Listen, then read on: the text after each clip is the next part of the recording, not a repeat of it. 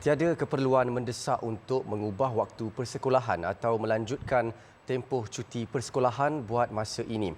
Itu reaksi ahli akademik Dr. Anwar Ahmad berhubung keadaan cuaca yang tidak menentu ketika ini yang mencetuskan kebimbangan orang ramai terutama melibatkan murid sekolah. Beliau sebaliknya mengesyorkan beberapa langkah pencegahan diambil semua pihak agar murid-murid tidak terdedah pelbagai penyakit berkaitan cuaca panas termasuk strok haba. Pensyarah kanan Pusat Kajian Kepelbagaian Pendidikan Fakulti Pendidikan Universiti Kebangsaan Malaysia UKM itu berkata, langkah yang perlu diambil segera termasuklah menghadkan aktiviti luar bilik darjah buat masa ini. Katanya aktiviti ko-kurikulum yang dilaksanakan selepas sesi persekolahan juga perlu ditangguhkan atau hanya dilaksana di kawasan teduh seperti dalam bangunan. Menurutnya lagi, pemakaian sukan adalah lebih sesuai buat masa ini agar murid lebih selesa dalam bilik darjah. Saya fikir buat masa ini kita belum perlu menutup sekolah akibat cuaca yang panas ini.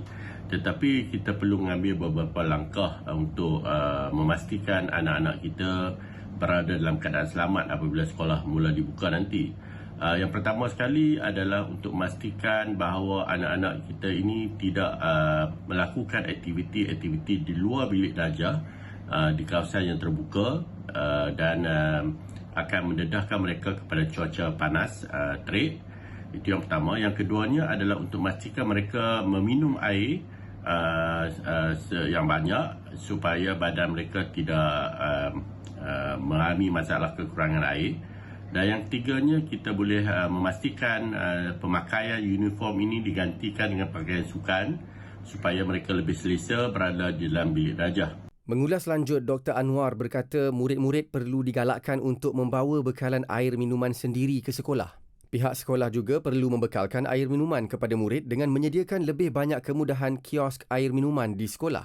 Ia bagi memastikan mereka memperoleh kandungan air dalam badan mencukupi selain dapat mengelakkan dehidrasi serta dapat mengawasi gejala keletihan.